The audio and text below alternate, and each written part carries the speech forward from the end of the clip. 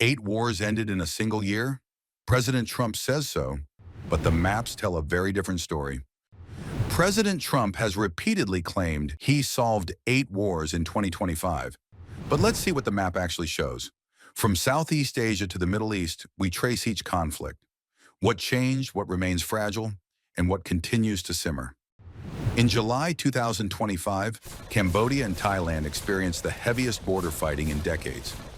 A U.S.-mediated ceasefire was signed on July 28th, but on December 9th, Thai airstrikes targeted Cambodian positions. Despite the ceremony, the violence resumed and the conflict continues. On December 4th, leaders from the Democratic Republic of Congo and Rwanda signed a peace and economic partnership deal at a Washington ceremony. The agreement promises investments in minerals, energy, and tourism. However, the main rebel group, M23, was not part of the deal and continues to operate in eastern Congo. Local fighting persists and military forces have yet to withdraw. The agreement represents economic progress, but the war itself has not truly ended. The dispute over the Nile Dam between Egypt and Ethiopia continued. In 2025, no shots were fired, no troops mobilized, and no armed clashes occurred. While tensions remain, this was a political standoff rather than an active war. Tensions and protests persisted in Serbia and Kosovo, but no armed conflict occurred.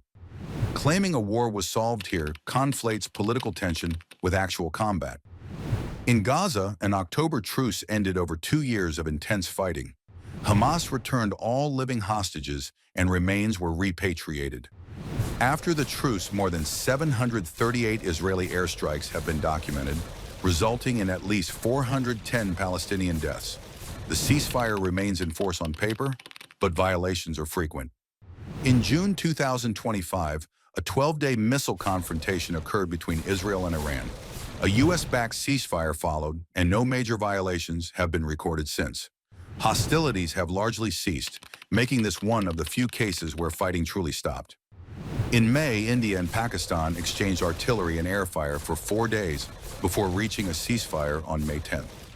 Flights and trade resumed along the border. While tensions remain, the active fighting has subsided.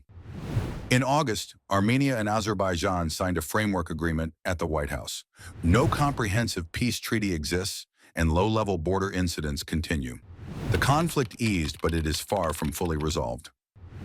Across the 8 conflicts, some saw ceasefires or partial peace, some were political disputes rather than active wars, and several remain unresolved or volatile.